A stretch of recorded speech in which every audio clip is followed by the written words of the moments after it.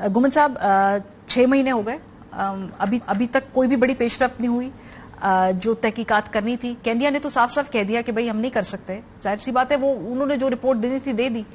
आज बड़ी जो दिलचस्प बात हुई और बार बार जिस बात पे सबका एग्रीमेंट था कि तहकीकात पाकिस्तान से शुरू होनी चाहिए, यहाँ पे जो का चैप्टर है ये हमारे कंट्रोल में है। हम बार बार कहते हैं कि यूएन को खत लिखें, आज भी ये कहा गया। कुछ लोग इसके हक में हैं, कुछ लोग इसके खिलाफ दलील देते हैं कि कोई फर्क नहीं पड़ेगा। क्या फर्क पड़ेगा इस तरह से यूएन को लिखें, हेग के को से राब्ता करें? आज हामिद मीर साहब ने कहा फर्क पड़ेगा इससे। देखिए, दो चीजें। एक तो याद होगा जब लास्ट हियरिंग हुई थी सुप्रीम कोर्ट के अंदर, जो एसओ मोटो नोटिस लिया गया हुआ है, वहां पे भी ये सवाल उठाए गए थे और जजेस साहबान ने बड़ा वाज़ेह कहा था कि आप बार बार कभी यूएई भागते हैं, कभी कीनिया भागते हैं। पाकिस्तान के अंदर जो वजह बनी अरशद शरीफ के मुल्क छोड़ने की, उसके बारे में बात ही कोई नहीं करते। और पहले वो तो चीज़ हमें ला के बताएं कि क्या वजह बनी, क्या मुहरकात थे, कौन से किरदार थे, किन्होंने FIRs करवाई।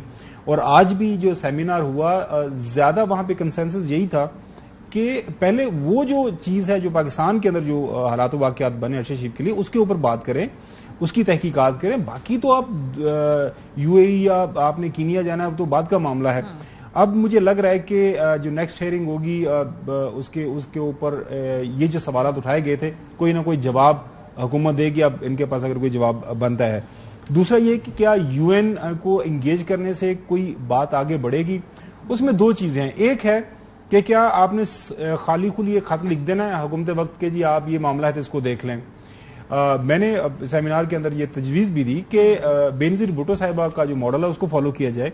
आप सिर्फ खत नहीं लिखें, हुकूमत पाकिस्तान उनको इनवाइट करे, इनवाइट करे कि जी ये मामला है, इसके ऊपर चूंकि 3 ममालिक की जो ज़ाहिर बात है ज्यूरिसडिक्शन उनकी इन्वॉल्व है, उनको उसके लिए ज़रूरी है कि यूएन इसमें एंगेज हो। और जितनी भी लॉजिस्टिकल सपोर्ट है, जितने भी पैसे लगने हैं, वो हुकूमत पाकिस्तान बर्दाश्त करेगी। आपको याद होगा बेनज़ीर भुट्टो जो इन्वेस्टिगेशन हुई थी यूएन लेड, उसके लिए सर्टन एक बजट चाहिए होता है, वो आपने दिया था। तो जब ये सारी लॉजिस्टिकल सपोर्ट आप प्रोवाइड करेंगे तो यूएन को मेरे ख्याल में कोई मसला नहीं होगा। यूएन ने इस हवाले से बात भी की हुई है। अगला स्टेप ये है कि आपको याद होगा कि जो सुप्रीम कोर्ट के अंदर भी वहां पे सवाल ये उठाया गया था जज साहिबान की तरफ से कि क्या हम यूएन को खत लिख सकते हैं, क्या हम यूएन को एंगेज कर सकते हैं। इन्होंने अगर यूएन को खत नहीं लिखना तो अपने अटॉर्नी जनरल के जरिए ये जो बेंच बना हुआ है उसके सामने हुकूमत वक्त जो है ये एग्रीमेंट अगर पेश कर देती है कि जनाब आला, अगर अदालत समझती है कि बाहर से जो इन्वेस्टिगेशन होनी चाहिए यूएन लेड, तो हमें कोई इतराज नहीं है, तो फिर सुप्रीम कोर्ट एक ऑर्डर भी कर सकती है। और उस ऑर्डर के तहत जो है, आजकल वैसे सुप्रीम कोर्ट का ऑर्डर की जंग लड़ रही है। अच्छा, तो लेकिन मेरे कहने का मतलब यह है तमाम हुज्जत के लिए एक सुप्रीम कोर्ट का ऑर्डर भी आ सकता है। कंक्लूड करूंगा अपने रिमार्क्स इस बात के ऊपर। देखें, यूएन लेड हो, मुल्क के अंदर हो, मुल्क के बाहर हो, कहीं से भी आपने इन्वेस्टिगेशन करवानी है, जब तक उस इन्वेस्टिगेशन की फाइंडिंग्स के ऊपर अरशद की फैमिली की तसल्ली तशफ़ी नहीं होगी, उनके बच्चों की, उनकी वालदा की, उनकी बेगमात की, कि हाँ ये जो फाइंडिंग्स आई हैं, ये जो इन्वेस्टिगेशन हुई है, इसके ऊपर हमारा इतमाद है और हम इस पे यकीन करते हैं, उस वक्त तक ये सारे मामलात रहेंगे। और ज़ाहिर उन्होंने FIR का कहा हुआ है, वो सारे के सारे मामलात अब रिकॉर्ड का हिस्सा है। अब सुप्रीम कोर्ट के सामने सारे का सारा ये मसला उनको दरपेश है। अब देखते हैं सुप्रीम कोर्ट इस हवाले से क्या ऑर्डर करती है। अच्छे की उम्मीद रखनी चाहिए। और आज एक बहुत अच्छा एक जो गैदरिंग हुई, हमने देखा कि ऑल अक्रॉस द बोर्ड बहुत हर तरफ से, खासतौर पर एक चीज, सॉरी आपकी बात करूं, एक जो चीज वहां पे बहुत अच्छी जो नजर आई ना, जो यंगर जनरेशन है, जो नए लोग हैं, उनका एक जो अरशद शरीफ के साथ जो लगाव, पहले तो वैसे ही हमें पता था वो क्या है, लेकिन जिस जज्बाती अंदाज पे वो वहां पे मौजूद थे, क्योंकि वहां पे हुकूमती मिनिस्टर आ गए और बाकी भी चंद लोग जिन्होंने ट्रोलिंग की हुई थी जब अरशद शरीफ मुल्क से बाहर गया हुआ था, तो उन्होंने उस पर रिएक्ट किया। और मेरे ख्याल में ये भी, मैंने तो वहां भी बात की, ये एक मस्बत एक अमल है। जब आज फ्रीडम ऑफ एक्सप्रेशन अगर का दिन है तो लोगों को, तमाम लोगों को बोलने की इजाजत और वो जो अंडरलाइन चाहिए। इसलिए ना जब ये जो गुस्सा होता है ना अंदर बिल्डअप होता रहता है, इसलिए कहते हैं कि जी अगर आप एक फ्री एंड फेयर ट्रायल देंगे तो ये जो गुस्सा हमने आज लोगों में देखा जेन्युइनली, वो शायद जब उनको नजर आ रहा हो कि इंसाफ हो रहा है तो वो फिर बड़े चैनलाइज हो जाता है। तो जब इंसाफ होता हुआ दिखाई ना दे तो फिर ये जो गुस्सा है और तरीके से मैनिफेस्ट करता है। उम्मीद है आपको कि इस केस में कुछ कोई डेवलपमेंट होगी?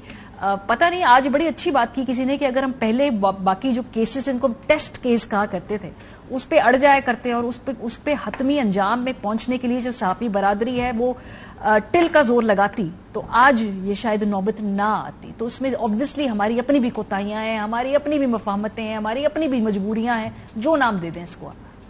دیکھیں پہلی بات تو یہ ہے کہ میں بھی آج وہاں پہ گیا ہوا تھا اور کافی بڑی تعداد میں لوگ وہاں پہ آئے ہوئے تھے اور وہاں پہ قرارداد بھی پیش کی گئی اور قرارداد منظور بھی کی گئی. اس میں بھی بڑے امپورٹنٹ پوائنٹس ہیں, ان سب چیزوں کے اوپر غور کرنے کی ضرورت ہے. لیکن جہاں تک یہ ہے کہ کیا ارشد کو انصاف ملے گا, دیکھیں انفارچونیٹلی ارشد شریف شہید کے ساتھ جو کچھ ہوا نا اس میں ایک بڑا فریق موجودہ حکومت ہے. جو ایف آئی آرز وغیرہ درج کی گئی تھیں وہ حکومتی اداروں نے کی تھی.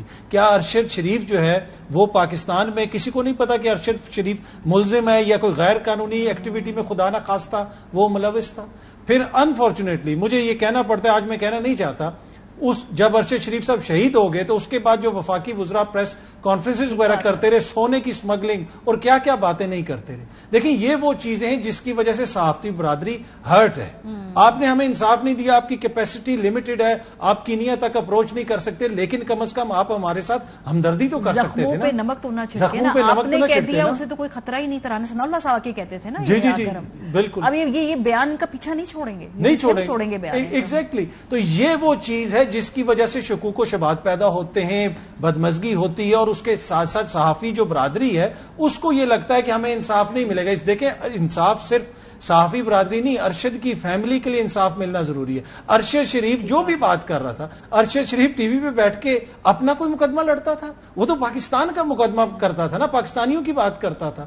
تو یہی وجہ ہے کہ پھر آج آپ کو وہ نظر بھی آ رہا ہے سوشل میڈیا پہ بھی اور دیگر جگہوں پہ بھی لوگ پوچھ رہے ہیں. تو اس حکومت کا جو کنڈکٹ رہا ہے انفارچونیٹلی مجھے نہیں لگتا کہ اس کو دیکھتے ہوئے کہ یہ جو تحقیقات کریں گے اس کا کوئی نتیجہ نکلے گا. اور اس کی سولی یہ وجہ ہے کہ پہلے انہوں نے ایف آئی آرز انہی کی حکومت کے اندر ہوئی, ماضی کے اندر صحافیوں کے ساتھ جو کچھ ہوتا رہا نا اس کی کوئی اونرشپ نہیں لیتا تھا. انہوں نے ایک چیز کی انہوں نے اونرشپ لی. یہ ساری پریس کانفرنسز ان کا پیچھا کرے گی, بار بار یہ پیچھا کرے گی. مطلب یہ رانا ثناء اللہ صاحب سے, زرداری صاحب سے, مولانا صاحب سے, محترمہ مریم نواز صاحبہ, سب کو اپنے آپ سے یہ کوشچن کرنا چاہیے نا, کیا وجہ تھی کہ ارشد شریف نے سمجھا کہ 22 کروڑ کا جو جمہوریت والا ملک ہے وہ نیوکلیر پاور وہاں پہ وہ محفوظ نہیں ہے لیکن کینیا میں وہ محفوظ ہوگا. یہ وہ سوال ہے جو ہم سب کو خود سے کرنے کی ضرورت ہے, اور خصوصاً وہ لوگ جو اس وقت اقتدار میں ہیں.